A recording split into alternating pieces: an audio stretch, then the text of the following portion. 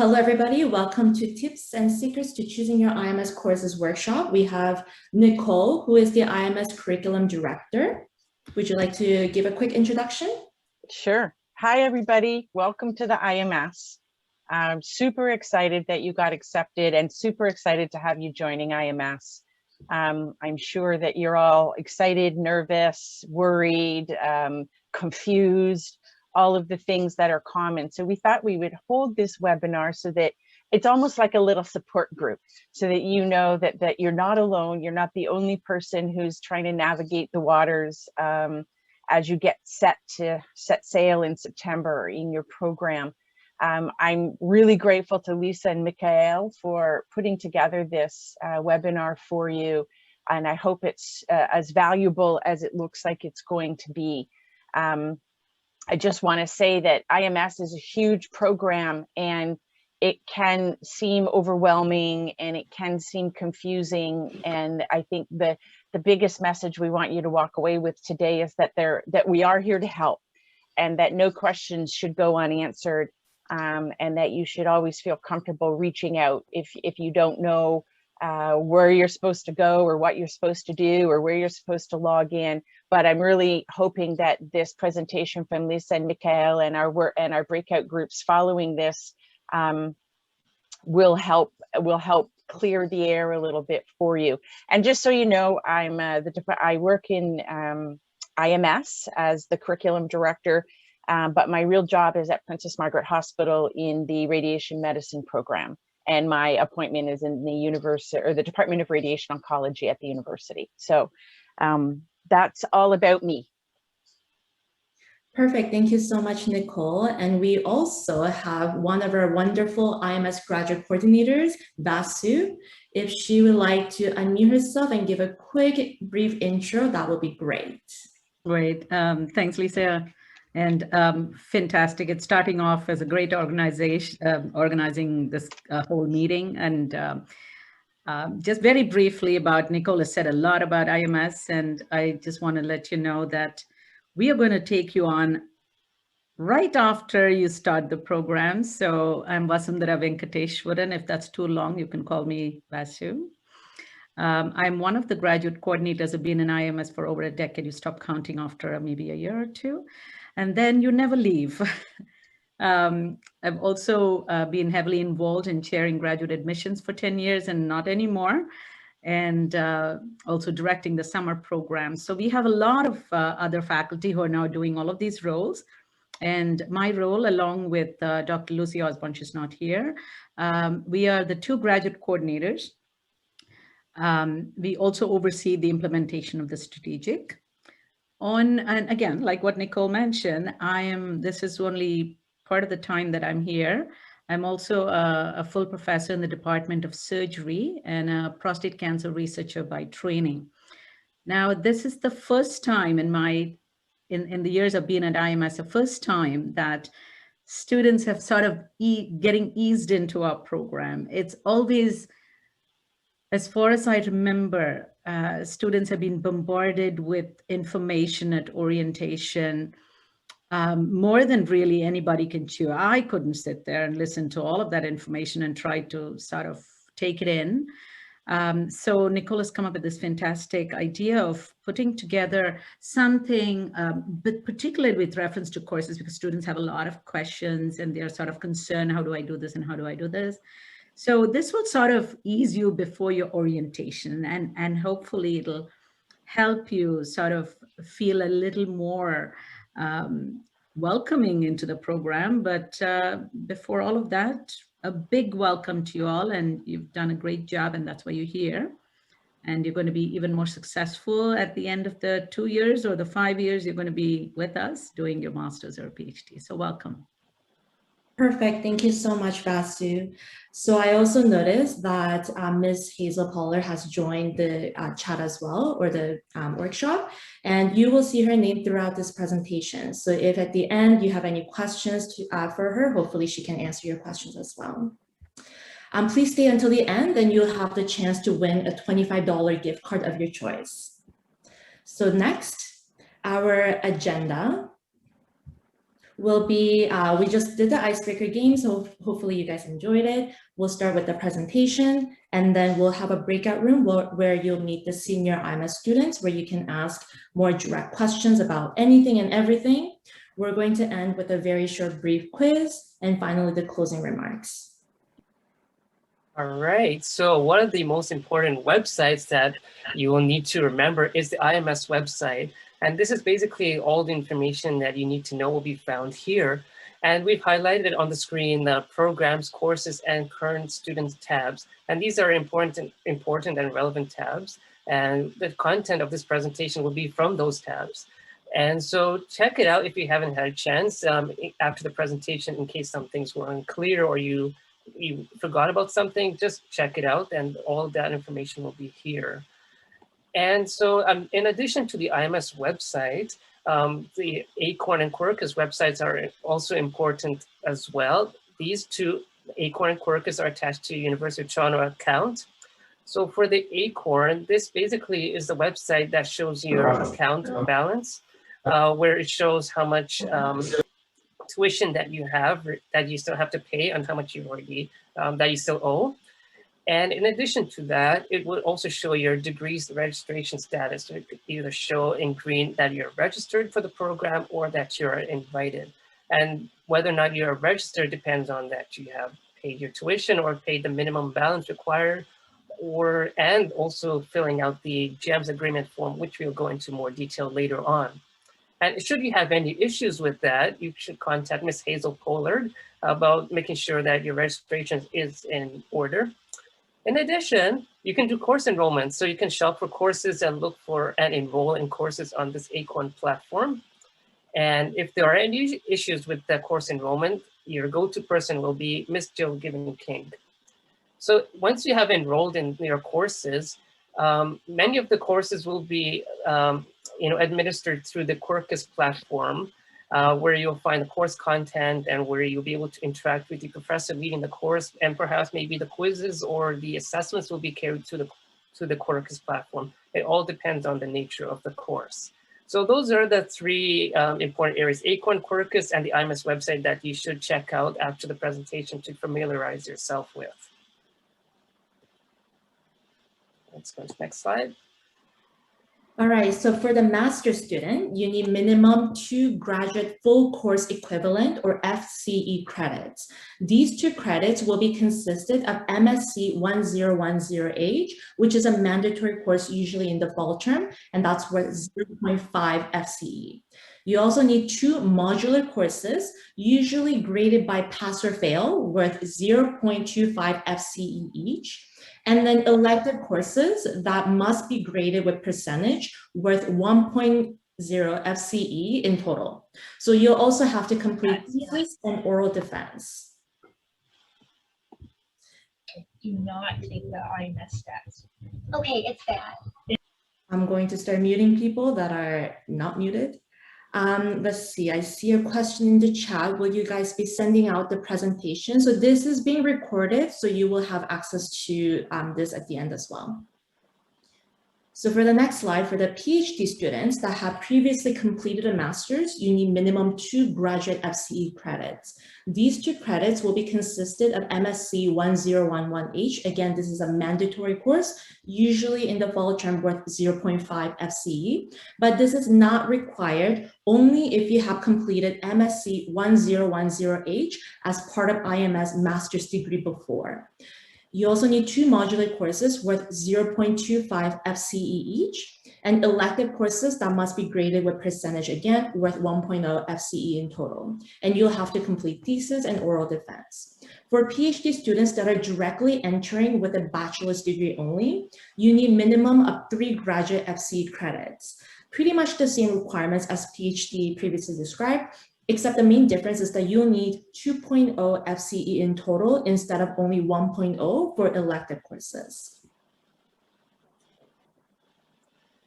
Right, so now you may be wondering, what are my course options? Where can I find them? So if you go to the IMS website under the courses tab, you can see the course options on the left-hand side, timetables and descriptions.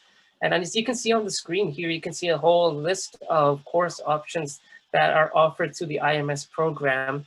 And then if you click on each one, it'll expand, and then you'll be able to see when it's being offered, whether it is being offered and when it's offered, and the course director and the course description. And in addition, on the first list, you can see IMS, MSc, and PhD modular courses. So that's where you would find those modular courses that are worth 0.25 FCE. And you can see those details about that. And it's important to note that for these modular courses, the details, it doesn't, in terms of start and date, varies.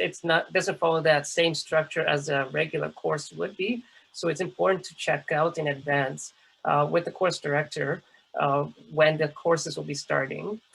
And for the actual courses themselves, it's important to check when they're actually, if they are even offered and when it'll be offered.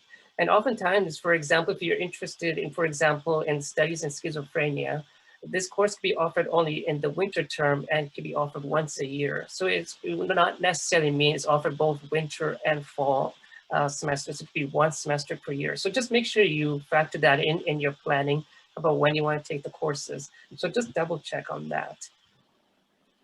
I hope that was clear. And so the next point is what courses should I take and who should I talk to? Well, you definitely should discuss with your supervisor about what your supervisor would recommend. In addition to that, you should talk to your lab mates and fellow students who have been ahead of you and where they know or have been through that and done that to kind of give you some advice that this course was very helpful for our research. You should take that course. And speaking of that, your course selection should support your specific research projects or complement your existing knowledge. And in addition, students may need to take additional courses beyond what the IMS requires, maybe because you're part of the collaborative specialization program. And we'll talk about this collaborative specialization program later on.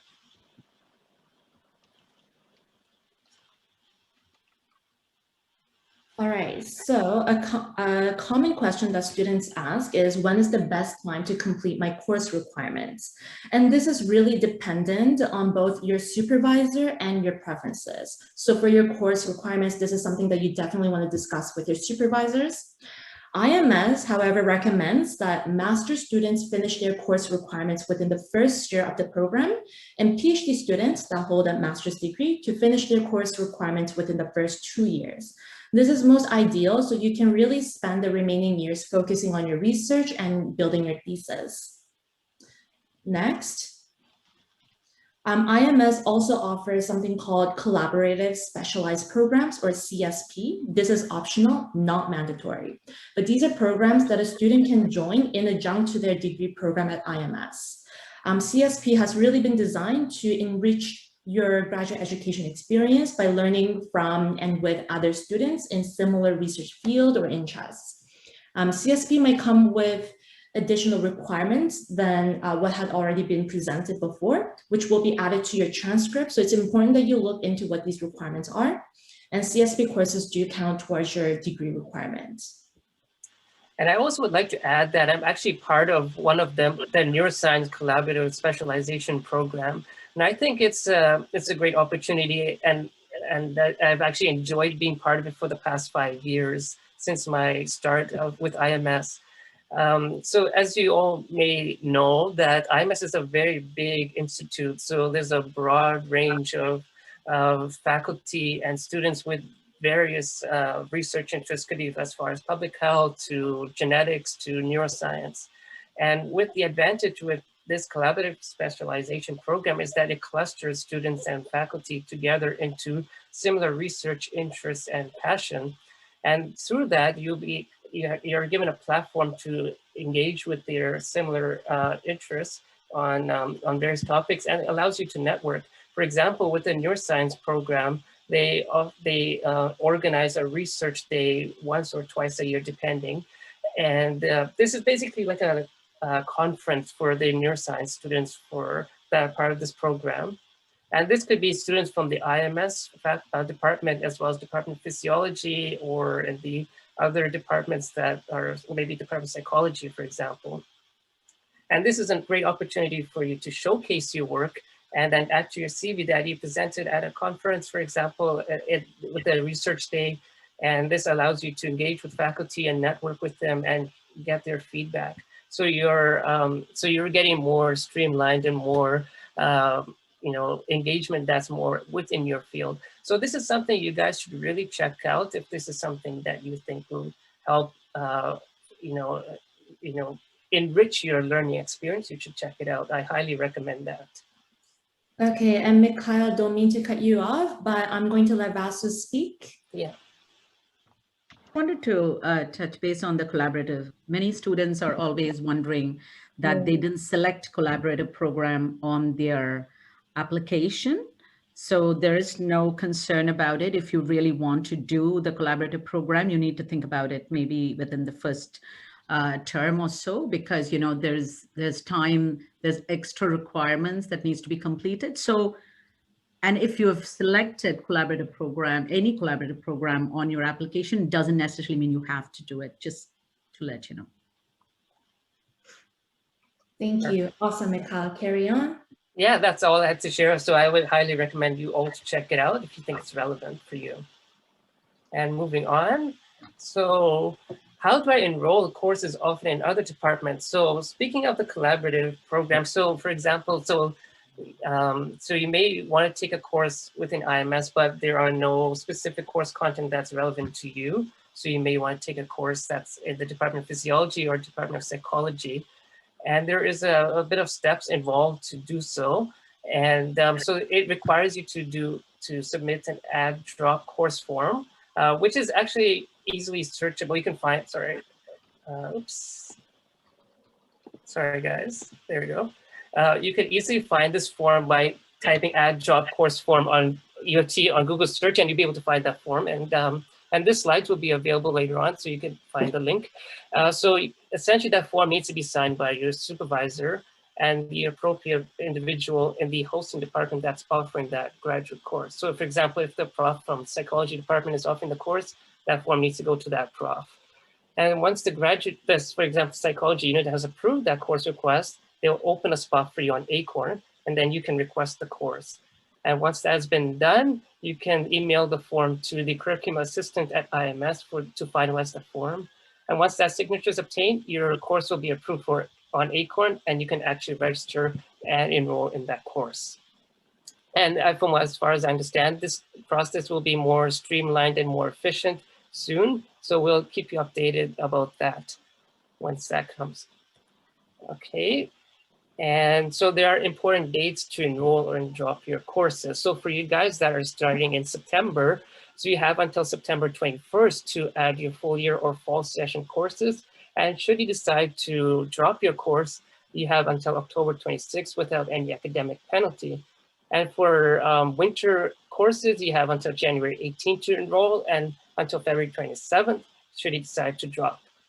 And it's important to remember that dropping courses prior to deadlines or withdrawing from a program without academic penalty does not necessarily reduce your fee. So that's something important to remember.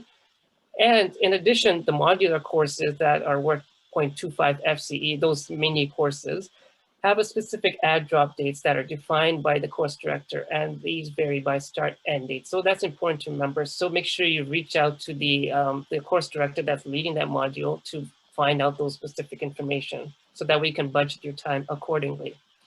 And if you decide to withdraw from the program from IMS, we'd be, of course, sad to see you go, but I hope you don't do that. But if you decide to, then you should contact Ms. Hazel Kohler to do this properly. Okay. All right, and just quickly, just to make sure that everybody's on the same page, in graduate school, any grade of less than 70% in any course, whether you decide to take graduate or undergraduate courses, is a fail. For the next slide, I'm going to mention the mandatory course, the MSc 1010 or 1011H, depending on whether you're a master's or PhD student. So this has been mentioned a few times. So what really is this?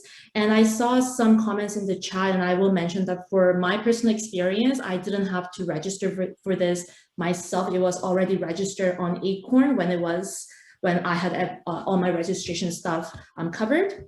So this course is called Seminar Series in Translational Research. The main objectives of the courses are really to introduce the students to fundamental biomedical research skills, to provide students with transferable skills that will enhance their research experience, to provide students a translational research outlook that links fundamental discovery with patient-based research, and finally, to provide a sampling of the breadth of world quality research being conducted in the IMS.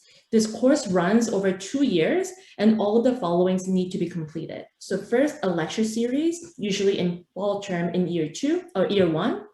And then the TCPS2 online ethics completion, usually in fall term in year 1. And if you've already completed TCPS2 before, you do not need to retake it as there's no expiration date. So you just need to email the certificate to the email address on this line. And next, Ori Rothstein lecture, usually in fall term year 1 or 2, group seminars and presentations, usually fall term year 2, and presentation at the annual IMS Scientific Day, which you're all highly encouraged to attend year 1 or 2. And it is important that you complete these requirements in addition to the PAC meetings for PhD candidacy. And I would like to note here that the qualifying exam or the comp exam for PhD students, that's not required for students with a 2-year thesis defended research master's degree, as long as the students has completed all the curriculum requirements on time for the PhD candidacy. So there's an important process. So you may recall at the beginning of the presentation that we mentioned about the GEMS agreement form, or which stands for Graduate Education Management System Agreement Form. So this is an important thing that you should really keep in mind. So, so this is a form, agreement form that you and your supervisor would need to sign off. That's online, and this basically confirms the funding and the agreement between you and your supervisor. And in order to receive this GEMS agreement form, you need to have a UFT email account. So it's important that you go and to ensure that you have your email account set up. And that way, Ms. Hazel Pollard will be able to send this GEMS agreement form to you. And other generic emails will not work. It only works with UFT email. So once you sign off this agreement form, your degree registration status goes from invited to registered, and then you will be able to enroll in your courses. So it's important to have this, this agreement form signed in a timely fashion. And on a side note, sometimes our supervisors may not use their UFT email often, and you may need to just help or just remind them to check their UFT email to ensure that to look out for this GEMS agreement form for them to sign off. As I mentioned, the GEMS agreement form only works with the UFT email. So make sure that is set up. So in order to have this form signed off in a timely fashion. And then one of the important components of, sorry, Basu, would you like to share? Wanted to, I know there are international students and they might be concerned because, you know, they're still waiting for the visas and so on and so forth. So just hang in there because, you know, the process has to be done because you need a visa before you get it. That's not my phone, I promise. So you need that process to be completed, but just in case you're concerned that you may not be able to register for certain things, don't worry too much about it because students have come in late especially because during the COVID time, and you will be able to take the courses later. So don't have any state of panic. Things will be okay. Thanks, Basu. And then in addition to doing your course requirements, you're also required to be involved with the Program Advisory Committee, or also in short known as PAC. So basically PAC is a committee that involves your supervisor and at least 2 faculty members that have a membership status with the School of Graduate Studies at the University of Toronto. And so essentially PAC is to provide you with research expertise, guidance, and mentorship from the members of the PAC. And these are meetings that are documented between the PAC members. And this is where they evaluate you on your progress. So you basically give them an update on your project. And then this is where they kind of grill you questions or to kind of test your knowledge and also to see if also to understand if you're making progress or if you need help. And they're there to help you provide any guidance, whether it being technical or whether it's general mentorship guidance. They're there for you to help you succeed. So for you guys, since you guys are starting in September, so your first PAC meeting would need to occur by February, within the first 6 months. So basically just sit down with your supervisor to determine who would be the appropriate PAC members, and then go through the appropriate channels to formalize who the PAC members are. And the details can be found on the IMS website about that. And it's important to remember that PAC meetings are mandatory, and to remain in good standing, a documented PAC meeting must be held at least every 6 months at a minimum. And if you receive 2 consecutive unsatisfactory reports, then IMS may need to take some steps to terminate your eligibility with the program. So just make sure you carry out the appropriate steps to do well on the PAC. And it's also important to note that PACs are pretty much considered equivalent to examinations, and only PAC members are allowed to attend. I'm going to interrupt again and let Vasu speak. Oh yeah, sorry Vasu, yes. I'm being a bit of I just want to tell you also that the PAC workshop, there will be a workshop for you separate from this. So again, you don't have to quench in all this information. We will hold a separate workshop, which is a PAC workshop, where we will tell you details about who is eligible to be a member of the PAC and so on and so forth. So. Okay, thanks, Vasu. Lisa. All right, so for additional resources, we hope that we were able to answer some of your burning questions, but otherwise, we have wonderful graduate coordinators, again, Dr. Lucy Osborne and Dr. Vasundhara Venkateswaran. I'm so sorry, I can't pronounce. And this happens every Tuesday. You did well, you did well. Yeah, I try my best. And this happens every Tuesday, 9 a.m. until 10 a.m. at this Zoom meeting ID with this passcode. So if you have any questions regarding your graduate degree, whether it be socially, health related, I don't know, academically related, just anything about your graduate program that you have concerns for, you go to these graduate coordinators, and they're here to help support you. We also have mentorship programs. These are more opportunities for you to meet senior graduate students, like we're doing for the breakout rooms. So this can be offered through the IMS or IMSA or IMS Student Association, or it can be also hospital-based. So for example, I have a mentor within St. Michael's Hospital Research Student Association. More details about the IMS requirements can be found in the student handbook, but make sure that this is the most updated. But yeah, I think the biggest resources here that I found personally were the graduate coordinators. They are really so much better than Google, in my opinion. Okay, I see that our chat is exploding. Oh, and Ms. Pollard, would you like to say something? Definitely, yes. Hello and welcome, students. I just need to correct something that Mikhail said to the students in terms of the GEMS funding and registration. Registration in the IMS graduate program is contingent upon clearing all conditions of your offer of admission.